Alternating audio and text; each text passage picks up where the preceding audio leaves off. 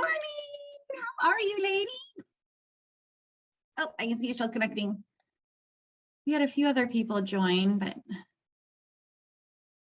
there's everyone. Mona, you there? There's Katya.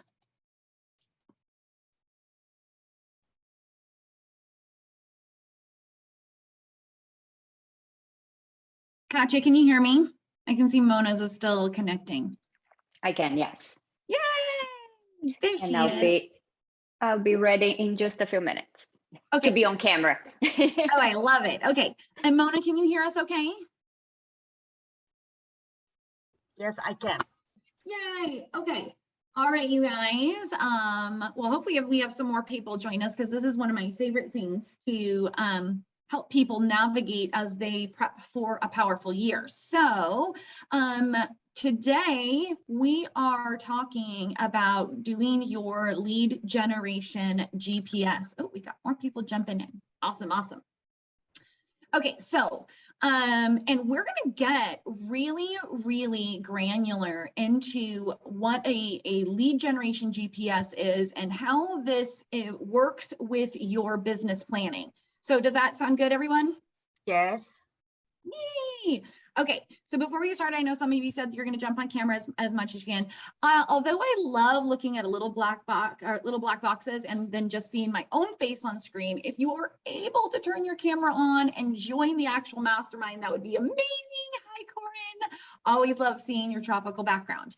If you're not in a place to turn your camera on, no problem. Well, we still love your participation. So we're going to rock and roll. So I'm going to ask some clarifying questions just to kind of get a gauge on where people are at. And then we're going to just dive deep into the lead gen part of planning for 2022. Sound good?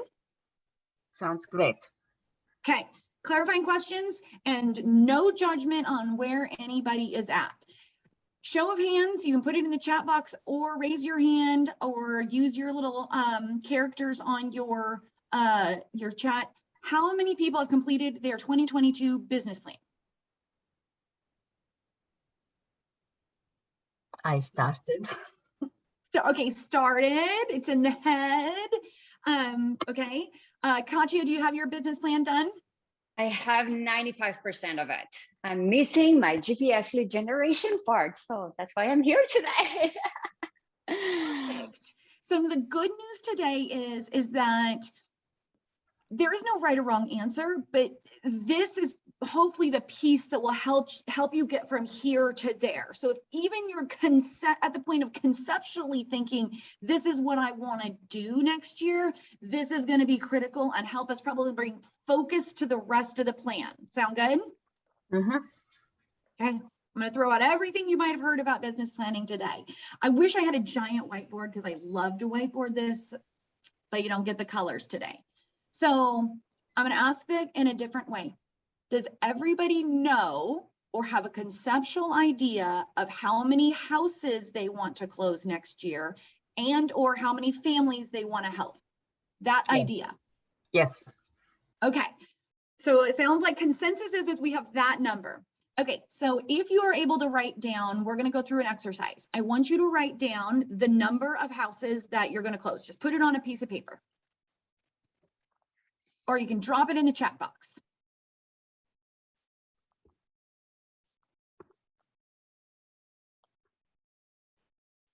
Okay. Everybody got it?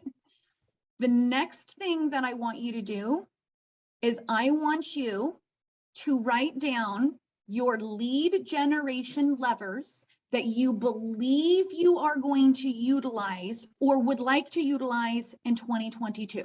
Okay, right? So those could be, it's whatever your superpowers is. There's no right or wrong. Some lead generation styles are going to have higher rate of return. We've talked about those ROIs in the past.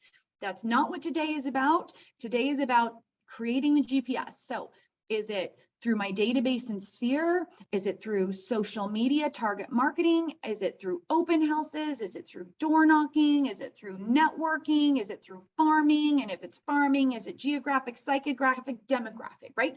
Or anything else that I haven't yet touched on, right? And I want you to write down at least 3 lead sources. You can have more. Does everybody have those down? Yes. Okay, now we're in a safe room. Does anybody feel safe enough to declare and share? It's a mastermind, you guys.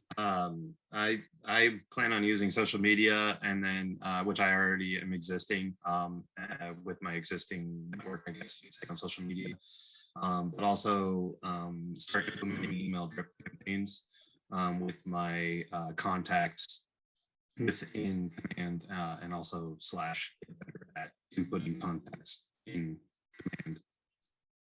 Okay, so targeted social media, and then if we're going to talk touch campaigns, those are METs, right? So we're going to that really is database, right? Like, so your sphere, if you will, people who know you, like you, would recognize you and would consider you for business. Okay. Correct. So was there a third there, Corn? Yeah, networking with my professional peers. I've found that to be successful this last year and want to continue to do that. People in the professional industry in my area that I know, as well as that can refer business to me. Awesome. Okay, so those are your 3 networking.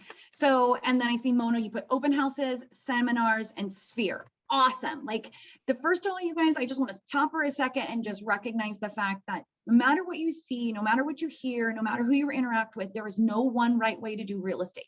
There are lots of right ways to do real estate. There is a wrong way to do real estate, and that has to do with ethics, right? Like, but when we talk about running your business and being CEO of your own business and master of your own destiny, we have the ability to control that. Now, as business owners, we need to understand our ROI, but I love the fact that we have a diverse outlook of how we're going to go about 2022.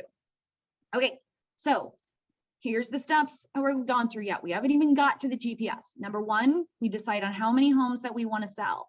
Number 2, we decide on the lead generation levers that we, at this point, believe we are going to use in 2022. Step number 3, I want you to take those 3 levers or more. Maybe you have more, right? You have to have a minimum of 3. At this point, you may have more. I want you to prioritize those and what you believe you are going to tackle them, right? Like, so if you could only focus on one of those lead generation methods, right? And you might make that decision based on it's a strength or it's a weakness. We'll work through that in a second. I want you to say, based on where I'm at in my business, I believe in the first quarter, I'm going to put energy into perfecting this lead gen source. And rank them 1, 2, 3, or 1, 2, 3, 4, 5.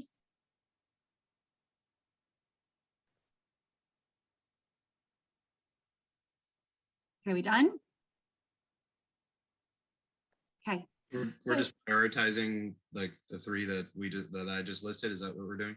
Yep. That at this point you think that's going to be the priority, right?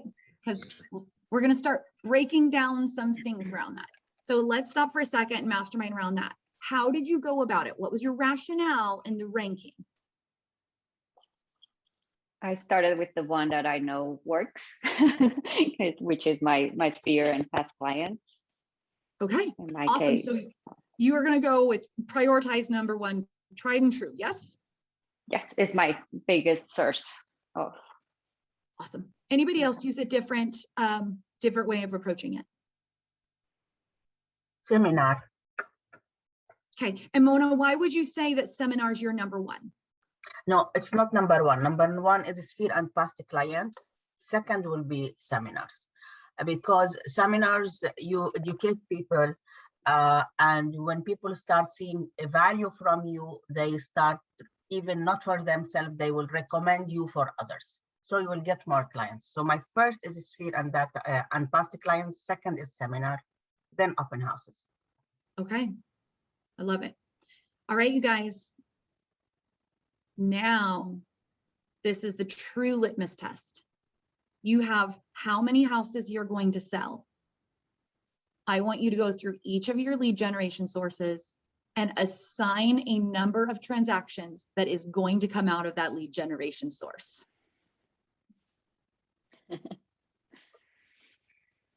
So, Kaja, of your goal number, how many are coming from Sphere, and then go down the whole list. I'm going to get 12 from Sphere. I'm getting 6 here. I'm getting 2 here. I'm getting 8 here. Go through all those sources and assign an actual number.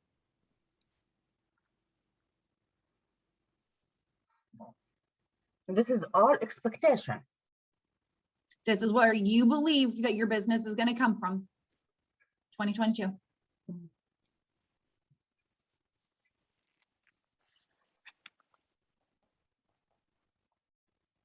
Okay, you guys done?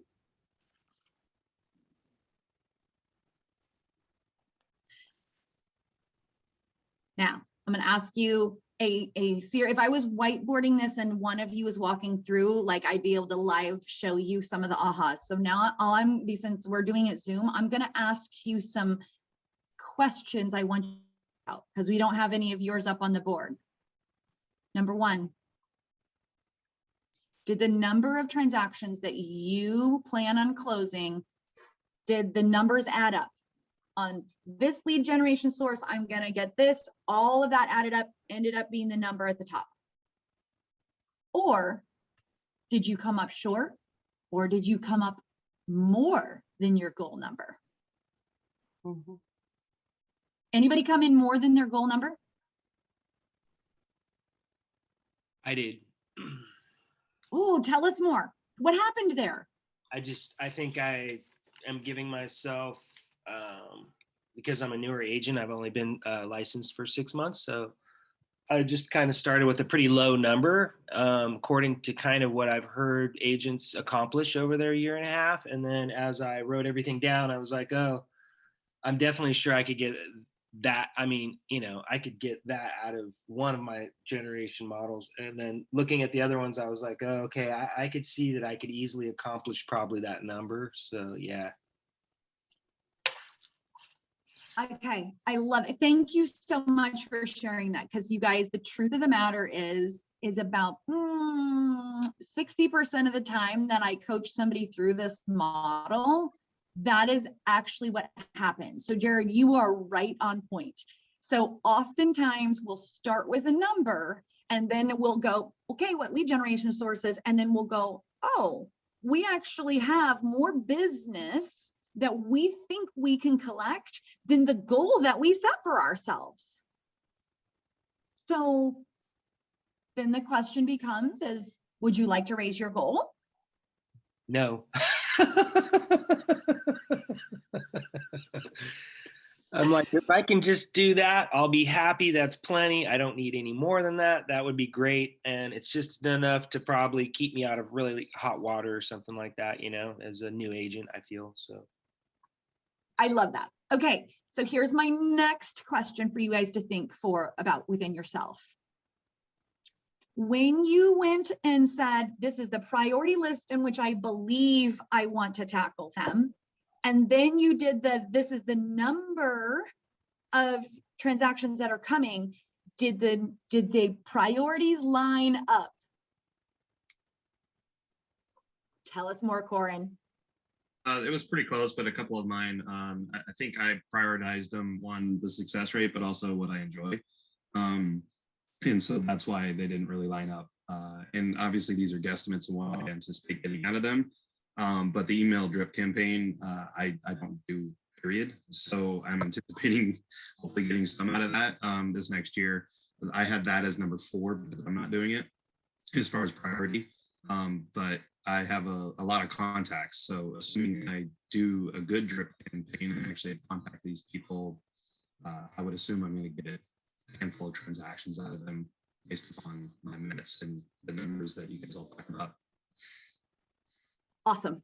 Once again, very, very common, right? Like, let's talk about the psychology of people, right? So often we go, well, I've been getting most of my business from my Sphere. So where I really need to focus this year is I want to tackle farming, right? So I'm going to put farming number 1 on my priority list. But when I looked at the number, farming only made up 20% of my expected transactions, where database actually made up 50% of my transactions. Very common. So here's the deal, you guys. Your GPS should be organized in the level of number of transactions closed from each lead generation source. So Katya, you kind of came right out of the gate. It's like you've been through this before, right? Like, so I'm going to give you, break it down. For example, if I said I want to close 24 homes in 2022, awesome number. And my 3 lead generation sources are database, open houses, and seminars. And when I went through it, I believe I'm going to get 14 transactions from my database. And I believe I'm going to get 6 transactions from open houses and 4 transactions from seminars. That is the order that my GPS should be structured in. Number 1, database, 14 transactions. Number 2, open house, 6 transactions. Number 3, seminar, 4 transactions. When we are doing a lead generation GPS, I want you to name the source of the transaction. Like, this is how your lead generation, I'm going to pull it up. Everybody knows what a GPS looks like. Well, I should start there. Does everybody know what the heck a GPS is? No. No. My gosh, Katya, I put the cart before the horse. Shame on me. I You guys never were was all, opposite. They were exactly backwards. My what I had written down. I think it was like, lowest to highest or whatever. So. okay. Well, that could be a good aha for you. So let's go back, and I'm going to stop for a second. And you guys, I empower you always to be like, Leslie, what the heck are you talking about? I just get so excited. Okay, you guys, I am going to show you, and I'm actually going to drop it in the chat box. This is a GPS. A GPS stands for, Katya, could you want to say it? Katya could teach this class. She's just being humble. Goals, priorities, and strategies. Goals, priorities, and strategies, okay? And this right here is a copy of the GPS from the one thing. I'm going to drop it in the chat box so you guys can snatch it and work on it. Okay, because this is an editable version. Now, we used to call the GPS something else, didn't we, Katya? Did we? Did we? She had no idea she was going to be on the spot today. Now you're putting on the spot. I'm like, what? Did we? So you guys, we will, at Keller Williams, we love our acronyms, right? We love that stuff. So just so you know and can start putting pieces together, many people will call it the 1-3-5. And the reason they called it that was it was 1 goal, 3 priorities, followed by 5 strategies, right? So you can see on that GPS, there's priority number 1, priority number 2, priority number 3. Okay, and then you have the 5 strategies. Now, we started moving away from the language of 1-3-5 for a very specific reason. Does anybody want to take a guess at it? It's limiting to 1-3-5. Yeah, right? Like, sometimes do you need 5 strategies to accomplish a priority? No. And sometimes can you accomplish your goal with 1 priority? Yes. And if Maybe. you can accomplish your goal with 1 priority, why would we diminish the effectiveness of our focus by spreading our attention instead of just mastering one, that once we've mastered it, we then earn the right to master the next thing. So let me give you a great example of this. I want to close 12 homes next year. I have a database of 600 people. I believe that I could easily pull out 18 transactions out of my database. Okay, so there's more transactions in my database than my actual goal. So until such a time that I have mastered communicating and with my database, should I focus on anything else? Yeah, because you should, because you will never know how is the market will change or shift, or so you cannot depend always on one priority. Remember, there's a difference between focusing and doing activities that will naturally lead to business. So let me give you an example, Mona, right? Your focus is your database. And from your database, you got a listing, right? Right. Are you going to hold that listing open? What do you mean I hold it open? What do you plan on holding an open house and putting a Yes, sign in the yard? And yeah. okay. So is there a good chance that you're going to naturally get additional business from that, from a different strategy? Yes. Does it need to be your focus this year? Yes, because we have something says don't put all your eggs in one basket. Did we put all of our eggs in one basket, or did we just focus our time and energy on mastering one? Okay, yeah. Because the truth of the matter is, guys, you're always going to meet that person at Starbucks that's talking behind you about buying a house and you can't help yourself, right? We've all been there. Then you feel bad for eavesdropping because you totally did, and then you totally had to say something, right? Just me? No. Okay, so no, so Mona, remember, there is a difference between only doing a single activity and where we are going to spend our focus, right? This is the 80-20 rule. Yes. Okay. So if I am going to say 80% of my business is coming from this one lead generation source, then why would we spend only 20% of our energy nurturing that lead generation source? So I'll break that down even more, right? Like, you list a house, came from your database, because you said in Q1, my one strategy, my one priority is database. And here's the 5 strategies. I'm gonna give you exact example. Okay, we're gonna go back to the same concept. I want to close 12 homes this year. I think I actually could get 18 out of my database. So my priority number 1 is database. And I'm gonna get 12 transactions out of it. Follow me, is everybody following? Mm-hmm. Yes. So before I spend a lot of time, energy, and effort on building out an open house strategy or seminar strategy, I'm going to make sure that I have shored up my systems and strategies around nurturing my database. Mm-hmm. So let's mastermind around that, because for many of you, it will be your database. What are some of the strategies that we need to put into place today, right? So priority number 1, 12 homes from database. Strategy number 1. What would that look like, you guys? 33 touches first. Fantastic. Yes, we need a 36 touch campaign. But for some of you, you may not be quite there yet, right? Because if we know 600 people and only 100 are in our like CRM operating system, we may have a strategy before the 36 touch campaign. Yes? Yes.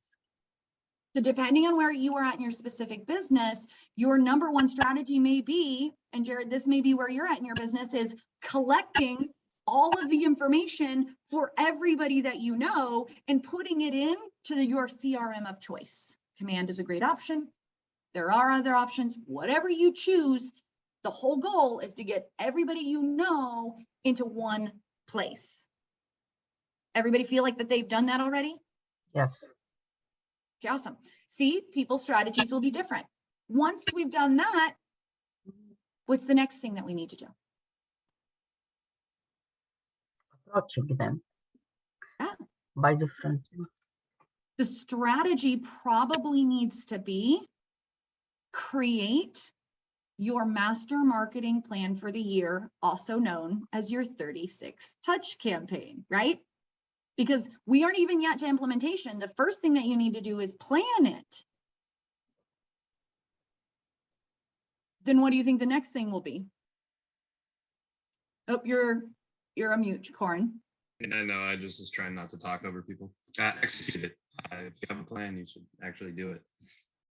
Amazing, right? Once we have the plan, then we need to start implementing the sections of the plan in a priority order. Right? And then what else do we do? Follow up. What was that, Mona? Follow up.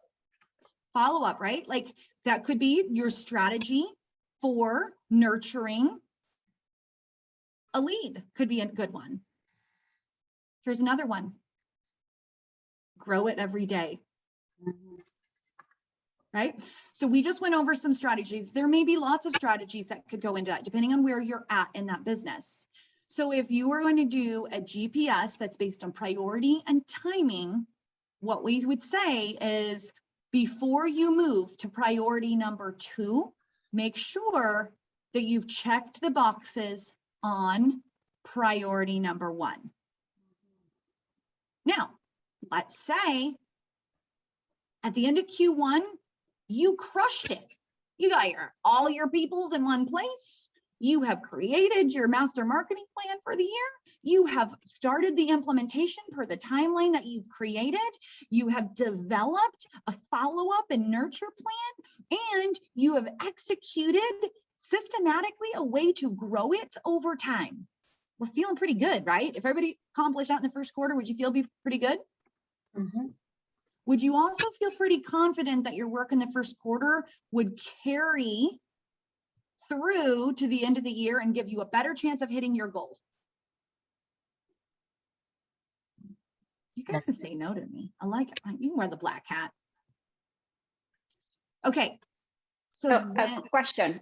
I thought the GPS would be more specific. Like the first time I've done one for like a sphere, I had the 36 touches. The second one was client event. The third one was like a specific, like more marketing strategies than not what you just said. So I'm confused, I guess, right now.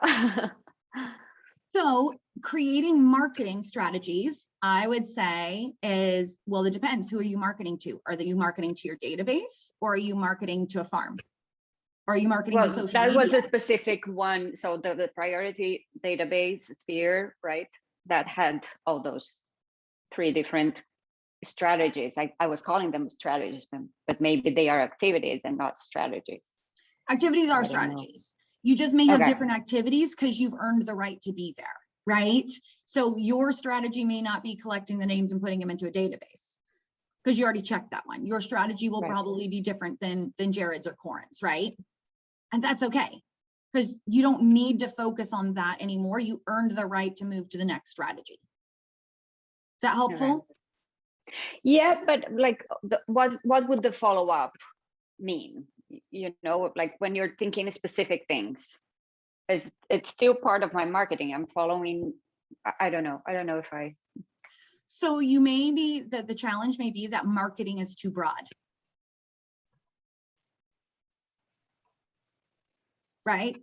So let's break that including down. my marketing. So when I do the master plan, as you're calling, I would include the emails I want to send, the text that I want to send, the Facebook post that I want to do that month, the pop-by I want to do that month. Everything is in there.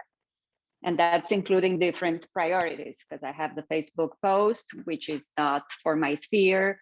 So different things are in there. So yeah, so that what you've done is you've already moved past it, right? Like you essentially took your one priority and made it a goal. And then you have now created your strategies into priorities, and each of your strategies that became priorities, each has a strategy under it. Does that make sense? Okay. Yeah, probably. Okay. You went super hyper granular, and that's fantastic. And you absolutely can do that. And for those that are analytics, that makes a lot of sense. And some people will just merely move their priorities forward and act them out on the 411. Mm-hmm. Does that make sense? And for those of you who don't know what a 411 is, Katya, do you want to tell them? Talk to me. Talk to me. It means 4 weeks, 1 month, 1 year, right? So what she's saying is, okay, my priority was database. My strategy was marketing, creating my master marketing plan for the year. And then I take to my GPS and I say, this week I am going to, this month I will complete. And by this time in the year, I will have done, right? Does that make sense? Yeah, that's how I have it. Perfect. You just went deeper dive into it. Okay, so Mona, here's your next thing, right? Once we have got the strategies in place for the leading activity, right? And depending, it's up to you to decide how fast you're going to move through that, because you might go, I can move through this and make sure those boxes are checked very, very easily because I've got a lot of the pieces already in place, right? You might get your strategy not one done in the first month of the year. Fantastic. So what does that mean? That I know what I'm doing. Yeah, well, You it's need a more great place to be. Jared, were you saying something? You need more goals if that happens, I guess. You know what? Or you just say, hey, kudos to me. Like I did exactly what I wanted to do. I have earned the right to move to priority number 2. And in priority number 2, in my example was, I'm going to close 6 homes from open houses. So what are the 5 strategies that I need to implement to make sure that I'm running the most effective and efficient and lead generating open houses? Okay. So let's throw some of those out there just so that we can brainstorm and you can see how each one of these does. So my goal is to close 6 transactions out of open houses. What are some of the strategies I might implement in 2022 to ensure that no matter what, I close 6 transactions out of this lead generation source? Post open houses. Post open houses, right? Like, and that might be, what does that look like? Like, what are some of the activities that would go into posting an open house? I think everybody has a little bit different way of doing it, but for your own listing, you could market it a little bit differently than if it's someone else's listing. Picking and choosing which houses you feel are in the area that you want to focus on, or the price point, or a combination of the two. So you're focusing on the type of clientele that you're going to attract at those open houses. I love it. So let's take just a quick step back. For some of you, that's awesome because you already have a source of open houses, right? But before we decide on how we're going to post, do you think that maybe it might be a good strategy to decide on how many open houses we need to hold in 2022 to make sure we have the opportunity to close 6 out transactions? Yes, we have to. Okay, so let's throw that out there, guys. How many open houses do you think that you need to hold in 2022 in order to close 6 transactions out of open houses? Someone's waving high back there. It's telling you. I found this year that open houses are less successful than they were last year. Most people coming by are already represented by another agent. So that number has increased as far as the number of open houses needed to be hosted this year versus last year. So what I'm hearing you say is based on you have a track record of a success saying my ROI is around this. So I know that I need to do approximately, right? So if I were to say, Corin, you need to close 6 homes this year by open houses, how many open houses would you think you need to hold in 2022? I selectively got the open houses. I could roughly get, I would say a half a lead per open house if you're going to crunch the numbers. So 12 would be the number of open houses that I would need to get 6 transactions if you're doing rough estimate. Last year I had 4 transactions out of 5 open houses. So this year has been substantially less from a transactional standpoint in success in open houses. Awesome. Okay, so you guys, did you just see where we backed into that? So for some of you, you may not have yet developed an ROI like that. And that's okay, because the ROI he said was pretty phenomenal, right? So like, kudos to you. Like, so for some of you, as we're developing a skill, may need to look at doing more. So for example, strategy number 1 could look like hold 2 open houses a month or hold 1 open house a week, right? Like first we're establishing the number. And you know what's the worst that's going to happen if you exceed the number? That's not such a bad thing, right? Like, but let's just say for this conversation, you're going to say, I'm going to hold a minimum of 2 open houses a month. Do we feel good on that? Oh, maybe you want to do more. That's okay. Yes. So Mona, back to your conversation before, right? Like, well, if we've done what we need to do in number 1, I may have procured my own listings to hold open, right? Hi. Yay. And if I don't have my own listing to hold open, I've still committed to 2 open houses a month. So strategy number 1 tells me I have to put a system in place to ensure that I'm going to go out and find houses to hold open. Yes. Okay.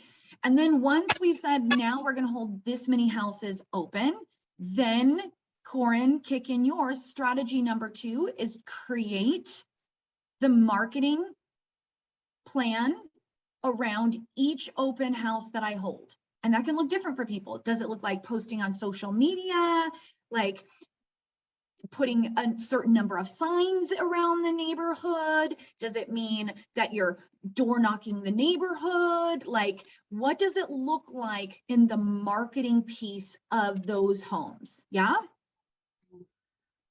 Yeah, I have a fairly set, thing that I do with my open houses that, as you said, my success is fairly good.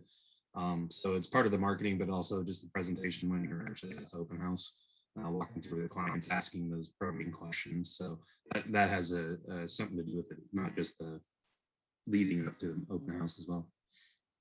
I love it. So Corin, that could be for some of you strategy number 3. You don't have his ROI yet.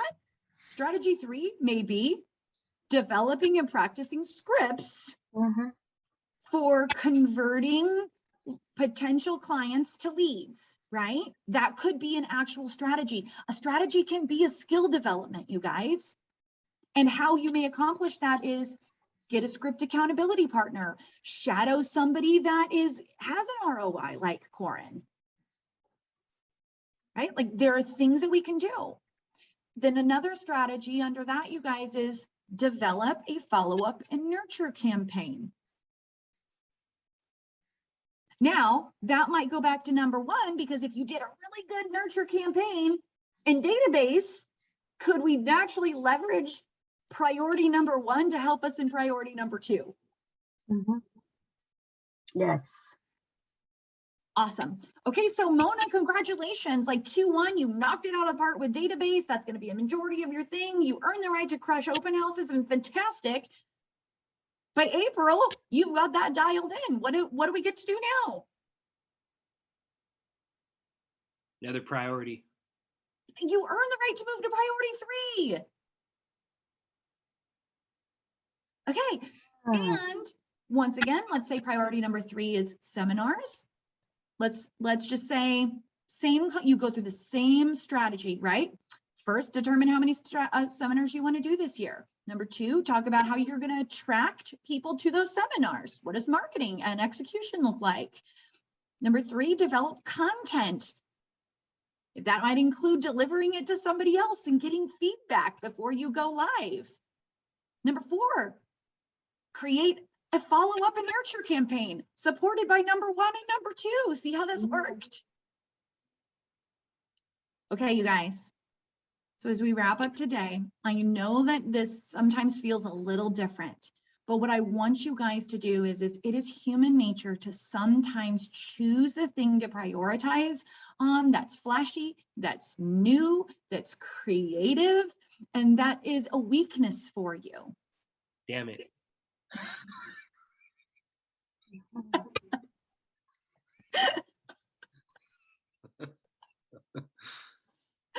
I love that. And it's normal. And you guys, I am not saying that there is a right or wrong here. I'm just saying that as you look at your goals and your priorities for 2022, sometimes if we just act them out in order of priority and earn the right, this is what will happen.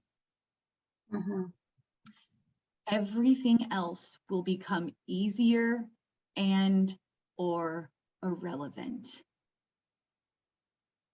Right?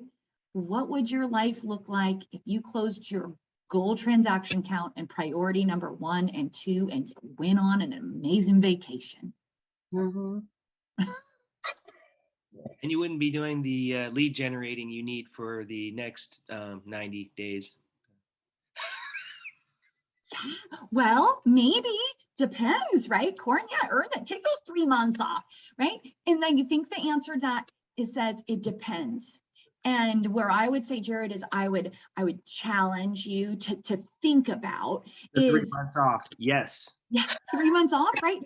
If part of your strategies in priority number 1 and 2 were creating systems and nurtures, then you can take that time off because you created a funnel and a system that will continue to feed your business over time.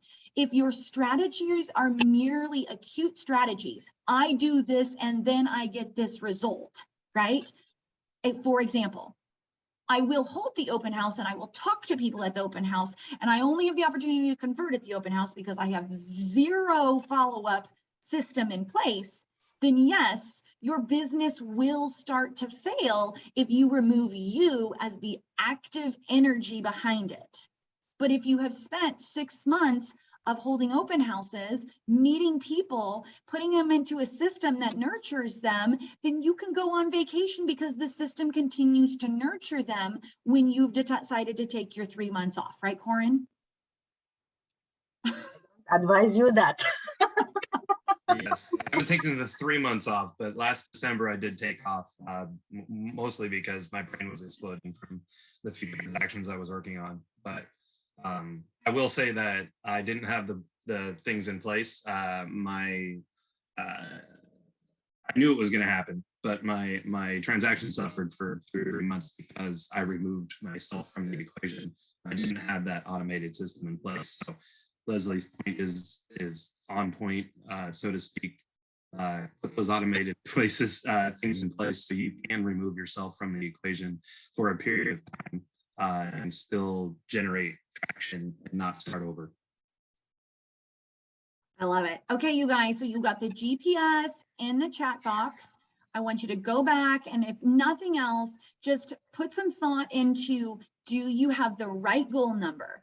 Then do you have the right priorities in the right priority order, right?